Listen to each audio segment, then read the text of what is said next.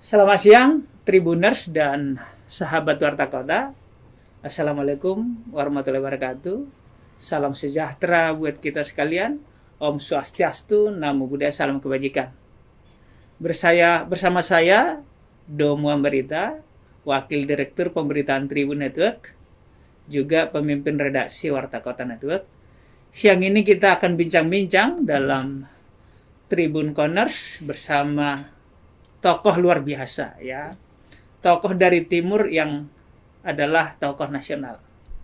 Kami sudah booster dan sudah protokol kesehatan supaya lebih nyaring suara, jadi izin saya buka.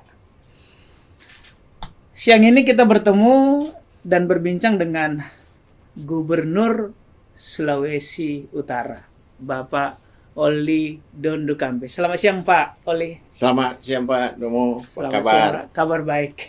Semoga Pak Gubernur juga sehat. Sehat-sehat selalu. Ini baru dari Manado, tadi terbang ke Jakarta tahu? Ya, memang kita di Manado sudah ada penerbangan pagi. Oh, jam berapa dari sana Pak? Jam 8 pagi kita take off, sampai sini jam 10. Jam Jadi, 8 berarti jam 7 di sana, di Nah. sini jam 10 WIB. Ya. Baik. Pak Oli kabar sehat ya Pak ya? Ya, Baik. Pak Oli, kita akan bincang-bincang. Saya akan mulai adalah Pak Oli seorang politisi juga, politisi PDIP, lalu sempat anggota DPR RI tahun 2004 dari Sulawesi Utara, kemudian ketua DPD PDIP Sulawesi Utara, dan saat ini bendahara umum PDIP. Tapi sebelum ke parpol, kita ke urusan jabatan dulu. Pak Gubernur mengikuti pilkada dan dilantik 12 Februari 2016 Ya. bersama Pak Stephen.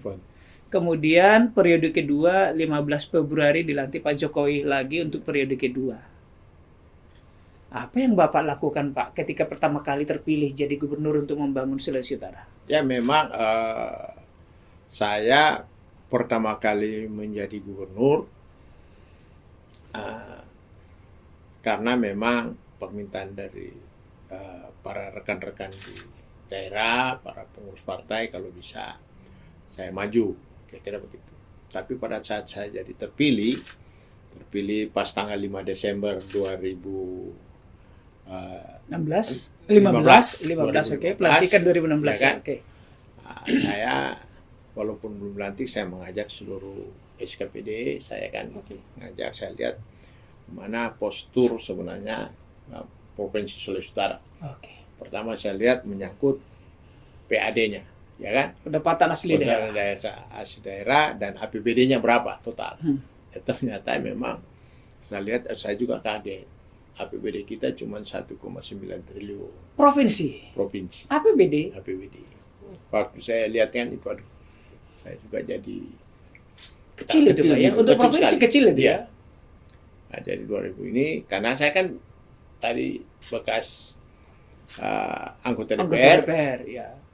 dan kebetulan selama saya jadi anggota DPR jadi pimpinan di Komisi Keuangan. Oh iya, jadi mengerti soal anggaran Mengerti ya. soal Ya. anggaran, termasuk jadi pimpinan Banggar juga. Iya, badan anggaran Yang ya. kita tahu persis, kita hitung duit negara itu hampir 2.000 triliun sekian kita Iya. untuk pembelanjaan. Jadi kaget juga, cuma satu, aduh. Provinsi hanya Ya. 1 triliun Mau ya. diapain Iya, ini? iya. Gimana caranya mau mendorong Oke. pembangunan? Nah, itulah salah satu. Iya. Makanya kita lakukan setelah kita lantik, persiapan sebelum kita lantik saya udah bikin persiapan apa yang harus saya lakukan Oke. untuk menambah PAD Sulawesi Utara Iya. dan juga menggerakkan ekonomi yang ada supaya betul-betul. Nah, itulah Oh. kira-kira. Jadi pada saat saya dilantik, saya buat perencanaan. Saya lihat prospek Sulawesi Utara ke depan karena berada di posisi yang sangat strategis, Iya. ya kan? Ada di ujung utara Indonesia yang sangat dekat dengan Asia Pasifik, Iya. dan iya. kebetulan negara-negara yang ada di Pasifik Timur ini negara-negara yang ekonomi bagus, Iya. Jepang, Korea, Iya. Taiwan, Iya. China, iya kan? Iya. tegak. Pusat pertumbuhan Pusat dunia pertumbuhan tuh. dunia Iya. kan ada di situ saya lihat. Iya. Sehingga ini sasaran saya berarti saya harus mengarah ke sana, daya tarik mereka supaya bisa masuk ke sini. Nah, itulah salah satu. Jadi yang pertama kali Pak Gubernur lihat adalah langsung masalah pokok, Bahasa keuangan ya. keuangan. Lalu itu baru kemana-mana. Baru gitu kan. kemana-mana. Iya, iya. Nah, untuk mendorong itu ya baru. Nah, Oke. sasaran apa? Saya lihat kira-kira kalau saya mau ngajak ini negara-negara pertumbuhan ekonomi dunia yang kuat masuk ke Sulawesi Utara. Nah, itu yang saya lihat pertama. Oke. Pasti akan maju. Nah, paling cepat yang saya lihat kan kita dulu bukan industri, tapi industri pariwisata. Oh, pariwisata. Bukan industri manufaktur, tapi pariwisata. Karena industri pariwisata itu dia akan seiring sejalan dalam pembangunan lainnya, ya kan gitu. Jadi itu yang saya genjot duluan. Oh, itu yang Ya, prioritas. Prioritas. Kalau di daerah lain pariwisata prioritas kesekian, kalau ini prioritas Nah, pertama ya Pak. Prioritas pertama. Karena prinsip pariwisata ini kan gini Pak. Kalau orang kalau nggak dilihat, nggak disayang, kan kira-kira begitu kan. Kenal maka sayang. Oke. Maka kenalkan maka sayang kan itu. Hmm. Jadi kalau kita buka pariwisata seluas-luasnya, kan banyak orang datang. Betul, betul. Orang datang itu dia melihat, ya setelah dilihat, wah ini ada prospek. Iya, Nah, baru ada investasi akan datang. Iya, Nah, itu iya. pemahaman saya begitu. Betul. Makanya kenapa saya buka pariwisata dulu. Nah, ini tapi tantangannya banyak. Karena kita kan tidak ada penerbangan Betul. langsung. Pariwisata kan biasanya melihat bersih, Ya. aman, tertib, mudah ya kan. Ya, Bagaimana infrastruktur? Nah, Bagaimana itu akan ke sana semua. Hmm. Jadi saya bilang, ya saya mengurus pertama itu, membuka jalur dulu Pak. Oke. Jalur penerbangan langsung dari Manado ke China, Oke. ke Ya, ya. Singapura langsung buka dulu itu. Oh. Setelah- Apa yang Bapak lakukan? Kerjasama dengan pemerintah atau Ya otomatis. maskapai? Saya mengajak rekan-rekan yang tur-tur operator yang ada di Cina, saya undang dulu ke Manado mereka, memperlihatkan. Nah, prospeknya ada mereka lihat. Iya, iya. Nah, itu tadi prinsipnya itu dilihat dulu, baru Iya, mereka ada prospeknya, baru mereka baru investasi. Iya, iya. Nah, itulah kira-kira gambaran awal mulainya ini. Selanjutnya ya baru mereka minta, Pak, kami perlu SDM.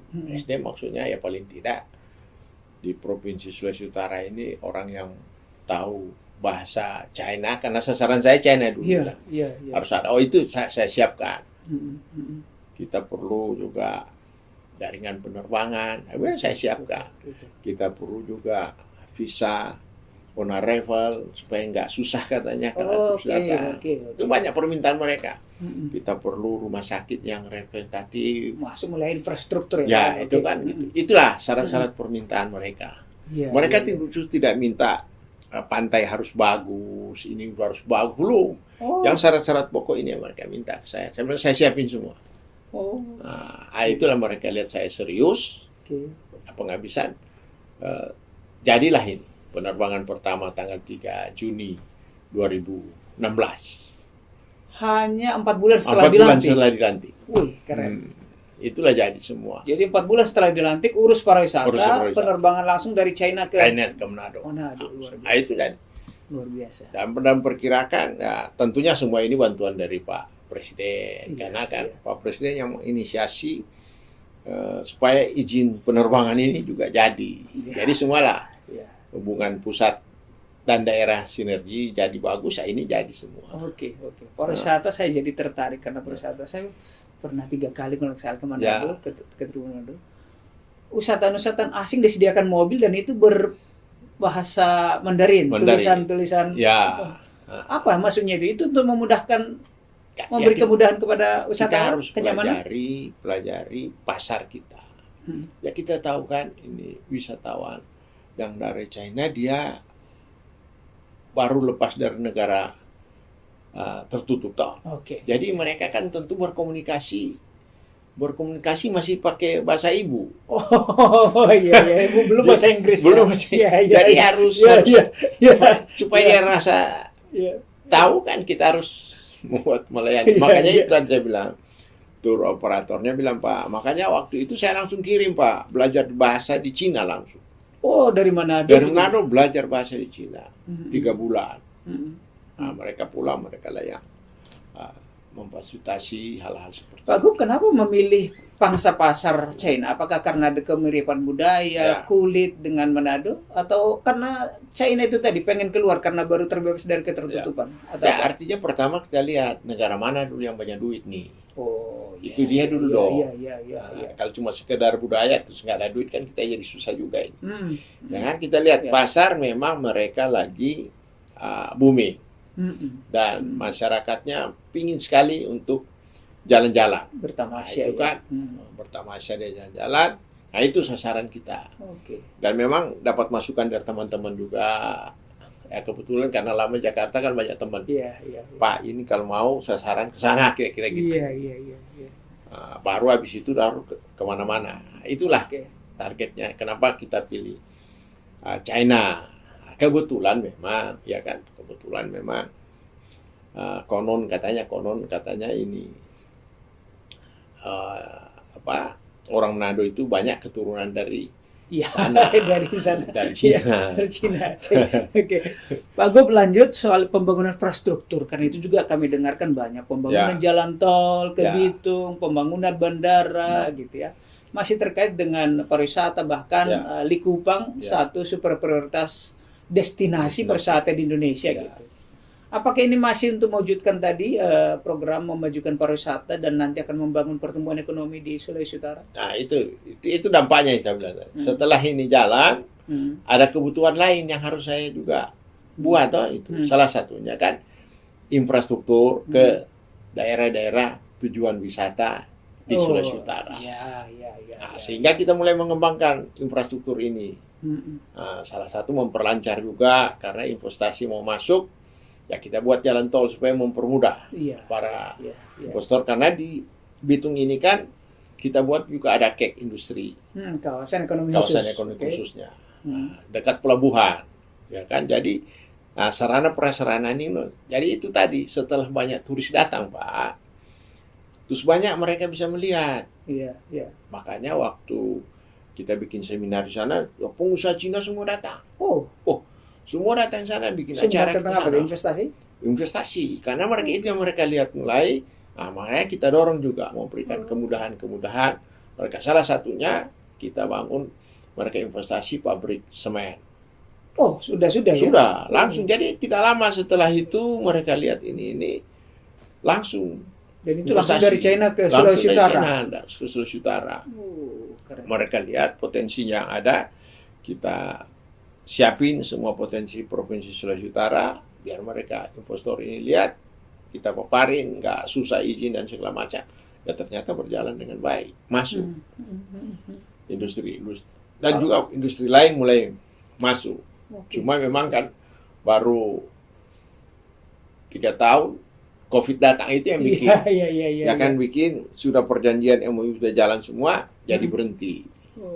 Di sektor apa saja mereka yang tertarik Pak Gubernur? Tadi semen, mungkin ada perikanan atau iya, paling mereka tertarik perikanan Pak, karena kebutuhan perikanan, mereka sangat tertarik di sana sama industri-industri lain yang saya lihat semua pelakunya melihat potensinya ada, termasuk juga farmasi. Farmasi juga. Karena mereka udah lihat ini tumbuh-tumbuhan yang ada di biota ya, Provinsi Sulawesi Utara, aneka ragam ini cocok dengan untuk buat industri farmasi. Oke. Dan sudah realisasi? Itu proses itu karena COVID berhenti. Semoga COVID ini segera selesai. Pak Gub, kalau tadi periode pertama, tahun pertama atau sebelumnya menghantarkan ke periode Bapak hanya 1 triliun APBD. Sekarang sudah ini tahun ke-6 ya Pak? Sudah. Sekarang sudah berapa? APBD kita sudah 4 triliun. Udah naik lah. Naik ke 400%.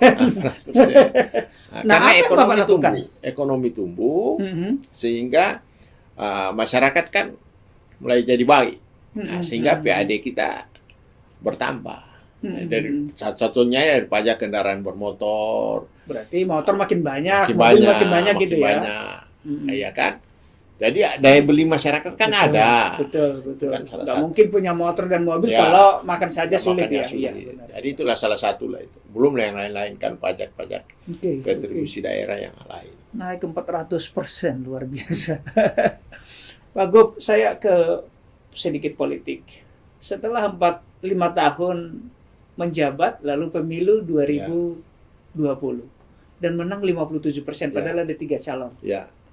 Apakah tadi prestasi di pariwisata, pembangunan segala macam itu termasuk menurut Bapak prestasi Bapak yang digemari masyarakat? Ya memang tentu masyarakat melihat menjadi kemudahan mereka untuk berusaha, kemudahan mereka untuk melakukan kegiatan-kegiatan ekonominya mereka, termasuk juga tentu mereka melihat bahwa ada perubahan selama pemerintahan saya dengan Stephen, ada perubahan, dan perubahan itu mereka rasakan langsung toh selama 5 Boleh tahun Bapak pertama. sebut beberapa perubahan yang nyata misalnya? Ya perubahan yang nyata pertama tentu angkatan kerja, ya toh. Oke. Tenaga kerja. Tadinya mereka begitu susah cari pekerjaan. Nah, dengan ekonomi tumbuh, misalnya ada industri, Ya. ada restoran berkembang, dan perhotelan berkembang, kan orang investasi toh bikin hotel. Jadi gampang lapangan pekerjaan mereka untuk cari. Itu salah satu faktor yang paling pokok yang mereka melihatkan hal-hal seperti itu. Nah, belum lagi mereka melihat pada saat kita dapat tantangan COVID, pemerintah siap menghadapi, tidak klewer-klewer, tidak pusing, ya Tidak kan? sempat menumpuk ya, tidak tertabung di rumah sakit, enggak ya. Jadi tertata betul rumah sakit kita siapkan buat masyarakat. Jadi masyarakat merasa ada pelayanan yang baik, ya toh? Termasuk masalah kesehatan, karena di Sulawesi Utara hampir semua itu sudah universal coverage. Jadi udah yang bekerja langsung BPJS, yang para masyarakat yang tidak ini juga kita cover BPJS oleh pemerintah, baik kabupaten, kota maupun provinsi, saling membantu sehingga mereka tidak merasa beban terhadap persoalan pelayanan kesehatan. Belum lagi begitu pendidikan. Kita kan buka sekolah baru di mana-mana. Di pendidikan? Setelah pelimpahan dari SD, SMP ke provinsi, SMA, kita lakukan perubahan-perubahan sehingga pelayanan pendidikan ke masyarakat lebih gampang. Tambah sekolahnya kita tambah lah. Pak Gub, kalau tadi udah banyak dibangun infrastruktur, ke depan mega proyek apa kira-kira lagi yang dilakukan di Sulawesi Utara? Ya kan ini bikin proyek kan nggak 1 tahun selesai, Pak. Multi years ya? Ya kan ini harus panjang ini. Misalnya kita lagi bangun ini jalan ring road 3 supaya lebih mempercepat jalan lingkar Manado. Iya kan? Dari mana itu Pak? Menghubungkan kabupaten atau kota Pak? Sulawesi Utara itu ring road itu dia akan memutar kayak bulan sabit. Karena ini laut.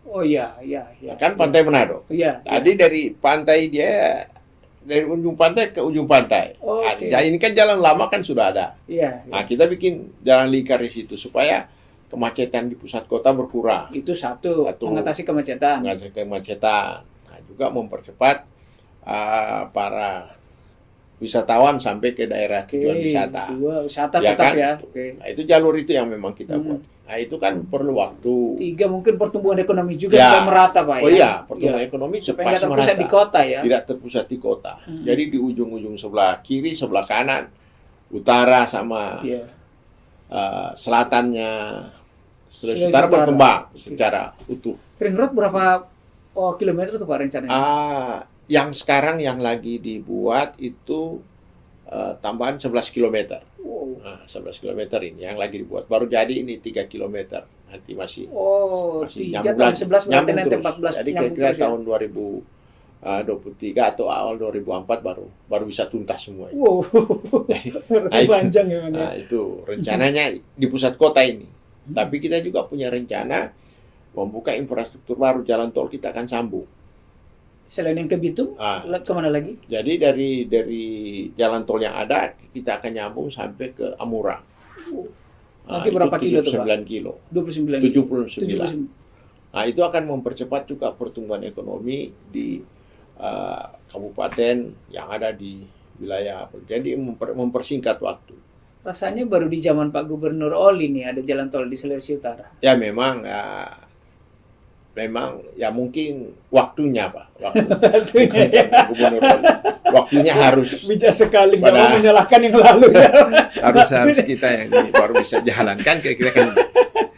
Pak Gub, apakah Ya. Pak Gub yang tokoh nasional pernah di Banggar dan sekarang di PDIP merasa tertolong, merasa beruntung nggak sih ketokohan Pak Gub ini membantu pembangunan di Sulawesi Utara? Jadi kan gini memang kalau saya lihat lah karena menjadi satu kemudahan. Setidaknya Karena kenal kita ya kenal 11 Ya. tahun saya di di DPR. di DPR dan 11 tahun itu kan pimpinan juga terus. Ya. Jadi hubungan semua sama pengambil keputusan kan pernah kenal Iya, iya. dan mereka kita hubungan baik dulu. Jadi lebih mempermudah. Iya. Banyak hal lebih mempermudah Iya, lah. iya. Nah, dan Iya. kita juga tahu regulasi-regulasi yang harus kita buat. Karena Iya. pengalaman, ya DPR itu kan tempat kita membuat suatu kebijakan, undang-undang dan segala macam. Jadi ada hambatan-hambatan di birokrasi yang ini bagi kita seorang politisi lebih cepat menyelesaikan persoalannya. Iya. Karena kita tahu apa yang harus kita lakukan. Jadi memang mempermudah pengalaman saya sebagai anggota DPR 11 tahun. Ya, jaringan luas juga Pak. Jaringan Ya. jadi Pak Gub, saya ke duet Pak Gub, Pak Oli dengan Pak Stephen. Periode pertama, periode kedua. Ya. Banyak, nggak usah kita sebut, banyak kasus, baru sebulan, 2 bulan, 3 bulan mulai ada pecah kongsi. Ya. Bapak enggak, tetap awet. Dan periode kedua ini enggak ada kedekati. Apa rahasianya, Pak? Jadi memang saling percaya buat punya satu tekad pertama. Ya saya ajak Stephen, kamu mau jadi pasangan saya jadi. Nah, kita harus punya keterbukaan. Hmm. Kita mau lakukan perbaikan, Hmm. bukan kita mau lakukan untuk mencari siapa yang berkuasa di antara gubernur dan wakil. Hmm. Ya kan? Hmm. Itu aja kita bangun pertama. Sampai hari Komitmen ini kita itu bangun ya. komitmen itu kita bangun, semua bisa berjalan dengan baik. Saya kira nggak ada hambatan sampai hari Biasanya kan identik, siapa orangmu di dinas SKPD ini, proyek apa kamu, berapa dapatmu itu kan? Nah, itu. di duit Bapak di bagaimana? kita nggak ada, Itu? nggak ada, Nggak ada ya? nggak ada yang membicarakan begitu. Semua kita rekrut kepala dinas sesuai dengan kompetensi dan tupoksinya. Tidak ada istilah ini orangnya Oli, Oh, ini Stephen enggak ya? Nggak ada, Keren. nggak ada. Memang sebenarnya awal-awal ada seperti itu. Tapi saya panggil Stephen kan pasukan kita bareng sama toh. Jadi gampang saya bilang nggak bisa begini. Pemerintahan tidak ada A, tidak ada B. Semua boleh satu. Iya, iya, iya. Nah, jadi sama-sama. Kalau kita mau nempat ke orang, kita diskusi. Ya kan gitu. Tribuners dan para politisi kepala daerah kiat dari Pak Oli ini menarik ya. Jadi pemerintahan itu nggak ada pemerintahannya Wagub, pemerintahan Wagub, yang ada satu ya, Pak. Ya. Menarik. Pak Gub ke PDIP. Kalau menurut catatan kami, Bapak mulai gabung di PDIP 2004? Oh enggak. Enggak ya? Jadi calon anggota DPR. Oh, caleg 2024. Tapi sebelumnya sudah gabung tahun berapa? Sudah. Saya masih SMA, saya jadi saksi di TPS. Wow. Apa? Berarti partai turunan ayah atau kakek Enggak. barangkali? Saya kan orang tua saya itu pensiunan. Jadi bukan Dari- karena Anggota ya anak atau PNS? ASN? PNS. Oke. Pensiunan kan cuma ada PNS. Pegawai bank, ya kan itu semua. Jadi memang keluarga saya juga ada yang TNI, ada ini. Cuma memang saya kan paling kecil dari 10 bersaudara. Wow, semua bersaudara ya? Ya, jadi semua kan punya karir masing-masing di ASN dan segala macam. Jadi saya kira belum ada garis Oke. keturunan partai. Memang karena kalau tahun 80 begitu mana ada partai lain, ya kan? Dulu Ya. takut orang gabung ke PDI. Ya, Masih PDI, masih saya PDI. ingat kan. 97 Masih baru PDI, mulai ya, setelah Kuda Tuli. Ya. Kenapa Bapak tertarik ke PDIP? Kenapa bukan ke partai lain? Ya memang kita waktu itu kan masih muda-muda kan semangat melawan Oke. apa? Jadi Melawan kan penindasan rezim lah ya. Rezim itu Ya, ya. ya semangatnya kan di situ. Nah, kebetulan memang senior-senior juga saya kenal, jadi gampang. Nah, itulah kira-kira masuk situ. Tapi SMA ya, mulai sudah saksi ya. Jadi mulai 97 saya diajak jadi wakil bendahara DPC Kota Manado. Kota Manado. Ya, Oke. DPC Kota Manado. Nah, 97. masuk 99, saya jadi 99. caleg. Oh, pemilu 99. 99. Iya, iya, Udah iya. caleg saya, tapi nggak jadi, Pak. Orang lain yang Iya, iya, iya. dapat. Ya tahu. Orang lain yang dapat ya nggak apa-apa. Saya tetap aktif di PDIP. Nah, terus saya jadi pengurus wakil ketua di DPD. Tidak caleg, tidak putus asa, tidak pindah Ya, kapal ya, tidak. tetap setia ya. Oke. Setia. Saya jadi wakil ketua Oke. DPD, ya kan? DPD Pak. Sulut. DPD Sulut. Oke. 2004 saya caleg lagi. Dan jadi Jadi langsung ke Jakarta apa di mana? Di Jakarta, Sulut? saya Langsung nggak ke Jakarta? saya nggak nyalek. Nggak pernah di Nggak pernah di Oh, Sulut. oke. Keren. 2004 langsung jadi caleg Sulut, nah, jadilah DPR RI Sampai kan 2015. gitu. Sampai 2004 periode pertama toh, Oke, sampai ha. 2009. 2009. Baru periode kedua, periode ketiga Oke. diminta jadi gubernur. Oh, iya, iya, iya. Keren. Ditugasin jadi gubernur lah kayak gitu. Mulai kapan masuk ke lingkaran? Dulu masih Mbak Mega tentu. Ya. Sampai Kuda Tuli kan masih Mbak Mega. Ya, ya, ya. Mulai kapan masuk ke lingkarannya Mbak Mega? Oh kan saya diangkat mulai setelah anggota DPR Pak 2004. Oke. Nah, saya jadi bendahara fraksi. Oh, dia Nah, itu dulu ya, bendahara Sudah fraksi dulu bendahara ya. fraksi dulu. Oh. Tapi tetap pengurus daerah. Oke. Oh, Jadi oh. komunikasi itu ada jalannya bendahara partai, kadang-kadang lebih banyak. Ini nanti 2010 baru saya jadi bendahara umum PDIP. Yang fraksi itu yang ngangkat tentu ketua Nah, umum tentu ya. dari Oh, oke. sana. Oh, masih dari sana? Ya, Bukan. enggak. Ketua fraksi bendahara Bendahara fraksi itu kan SK-nya itu dari fraksi, tapi kan tentu dari Ibu ya. dari DPP kan. DPP ya. Oke. Ya, itu. Ya jadi berkesinambungan terus sampai hari ini. 2010 baru bendahara umum. Nah, yang mengenalkan Bapak dengan Ibu Mega siapa pertama kali? Ya pertama kali kan saya waktu tidak jadi anggota DPR, Ah, ya kan, yang 99. 2004, Ya. 99, oke. 99 saya nggak jadi anggota Hmm. DPR. Nah, karena saya aktif, saya kan ada bisnis macam-macam, Oke, oke. ada jadi bolak-balik lah melalui Jakarta. Nah, saya diminta oleh teman-teman yang di DPP Oke. untuk Pak Mindo Sianipar Oh, Mindo mengajak Sianipar, saya ya. jadi pengurus koperasi Mega Gotong Royong. Oh. Jadi di dalam saya belum jadi dewan, jadi karena ngurus ini kan Iya, iya, iya. berafiliasi terus, Iya, banyak iya, kegiatan komunikasi terus ya. banyak kegiatan kerakyatan yang kita buat, ya Iya, kan? iya, iya. Nah, misalnya apa, mengembangkan rumput laut, nah itulah Iya, iya. tugas saya waktu itu. Oh, Nah, oke, oke. Jadi langsung 1-2 kali langsung berhubungan dengan ibu dalam rangka, karena ibu kan sangat cinta alam. Iya, Ya, toh. oh, iya, iya, Nah, iya. jadi berhubungan langsung sama ibu, dari situ mulai kenal. Nah, jadi setelah jadi anggota 2010 baru DPR, bendahara umum ya. nah, Sampai sekarang ya. sampai sekarang merangkap juga jadi ketua, disuruh jadi rangkap ketua DPD di Sulu, Oh, ini bendahara umum Rangkap-rangkap. sekaligus ketua. Nah. Wih, luar biasa. rangkap-rangkap. luar biasa. Eh. Pak, terkait dengan Ibu Mega, bagaimana sih tokoh Ibu Mega menurut Pak Gubernur yang bendahara umum PDIP? Ya, saya kira peran Bu Mega secara pribadi saya itu seorang ibu yang banyak memberikan contoh yang baik bagi kita. Ya, selisih umur saya sama Bu Mega hampir 15 tahun, ya kan? Tapi memberikan contoh yang sangat baik bagi kita, generasi kedua, baik untuk bidang bagaimana kita berkeluarga, bagaimana kita terjun di dunia politik, bagaimana kita menjadi eksekutif. Itu satu contoh yang sangat baik yang diberikan, ini pribadi saya. Di dalam sikap Ibu Mega dalam partai itu mempunyai suatu konsisten dalam kebijakan, ya kan? Apalagi menyangkut ideologi, itu yang memang Bu Mega. Jadi Bu Mega nggak pernah, selama saya jadi bendahara, tidak pernah gentar dengan apapun sepanjang bahwa menyangkut ideologi dan menyangkut tentang kebijakan-kebijakan yang menurut Bu Mega bahwa ini benar.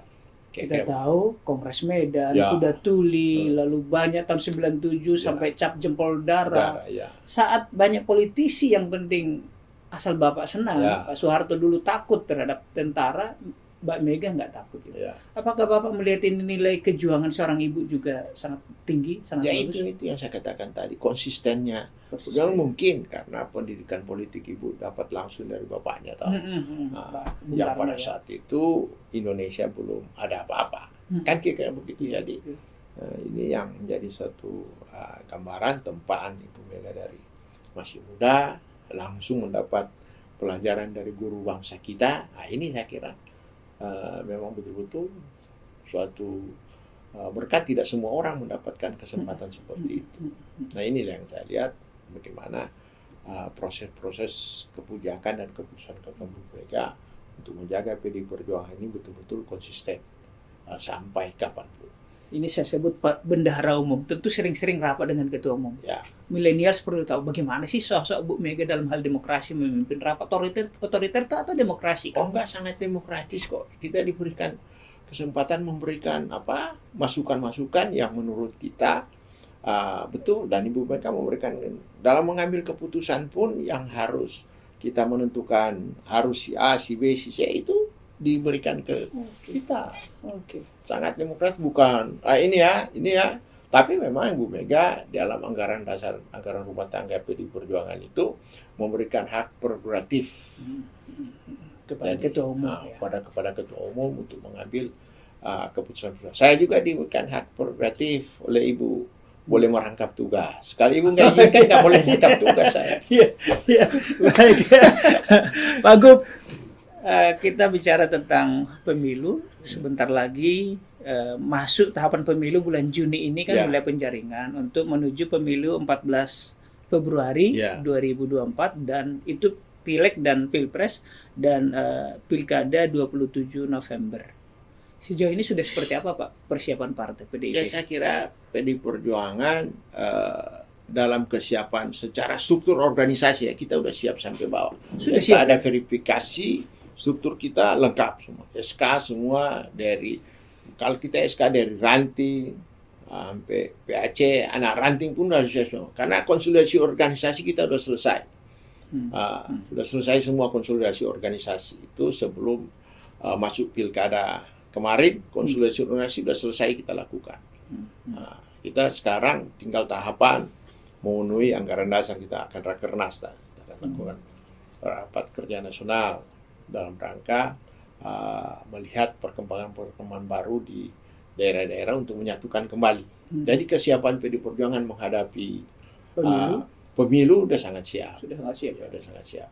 Baik secara administrasi kita siap, secara konsolidasi juga kita Keren. sudah sangat siap.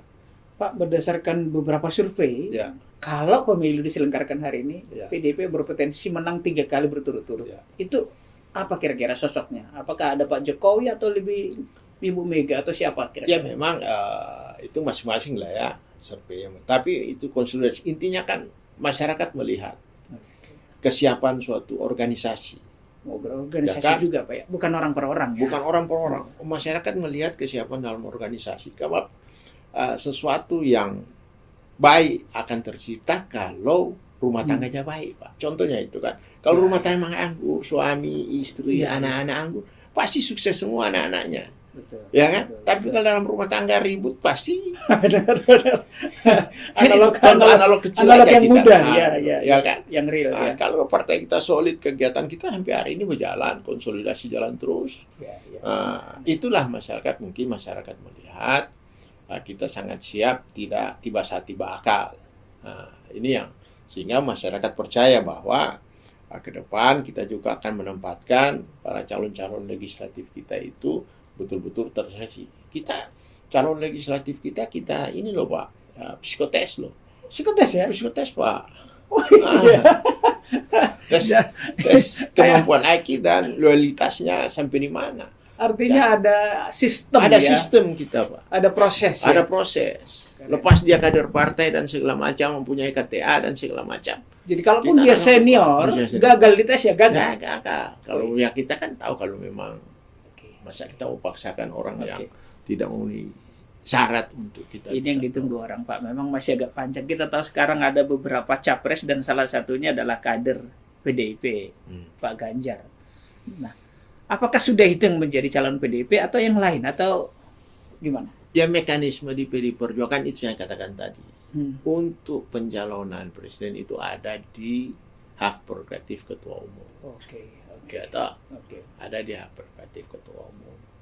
Jadi kalau belum ada keputusan dari Ibu Ketua Umum, saya kira kita belum mempunyai calon, ya kan? Dan artinya memang masih panjang. Ya, masih panjang lah itu. Jadi sekarang belum diputuskan ya, belum ya kan? Cuma kan kayak kita kan tahu sendiri kadang-kadang kan di dalam suatu keputusan itu tentunya ketua umum punya feeling. Karena pengalaman Ibu Mega dalam hal ini, feeling politik, intuisi politik ya. Intuisi politiknya udah sangat jauh dari menentukan. Udah tahu ya, Udah tahu dia itu. Pak Gub, di akhir-akhir pertanyaan, Pak Gub kan sebentar lagi ya 2024 ya, sesuai ini kan. Dan bersamaan dengan itu kan akan ada pemilu. Ya. Pak Gub akan kemana kira-kira? Ke legislatif atau mungkin cocok sudah RI 2 2024 kan selesai, Pak. Oh, makanya itu saya tanya. Kemana kira-kira nih? Sedangkan pileg itu 2024 awal. Saya habis baru 2024 akhir. Oh, jadi kita jalanin tugas. Kita masih mengawal pemilu. Masih mengawal pemilu. Ya kan? Kita kawal lah semua itu. Ada nggak bisik-bisik untuk tarik jadi menteri atau cawapres barangkali? Kalau sampai hari ini saya belum pernah dengar gitu, Pak. Belum langsung. Nggak ada dengar. Kita doakan semoga Pak Gub. Baik Pak Gub, ini di ujung acara kita. Kalau ada yang mau disampaikan sebagai closing statement, silakan Pak Oli. Saya kira saya pertama tentunya terima kasih diajak oleh Tribun untuk sedikit wawancara melihat perkembangan Provinsi Sulawesi Utara. Ya. Tentu harapan ini saya bangun mengajak seluruh masyarakat Sulawesi Utara, mari sama-sama kita bangun, kita jaga Sulawesi Utara, khususnya tentunya kita jaga Negara Kesatuan Republik Indonesia. Karena ibarat kita hidup di rumah besar, kita tinggal di kamar masing-masing. Jangan kita hanya jaga kamar kita harus jaga rumah besar kita. Karena kalau atap rumah besar bocor, kamar kita juga ikut basah. Analog yang mudah ditangkap. Terima kasih Pak Gubernur, Pak Wali Dondo Kambe, Tribuners dan sahabat Warta Kota. Terima kasih atas kesetiaan Anda berbincang dengan kami. Nantikan kami pada diskusi-diskusi berikutnya. Sekali lagi untuk Pak Gubernur selamat menjalankan aktivitas dan wassalamualaikum warahmatullahi wabarakatuh. Terima kasih.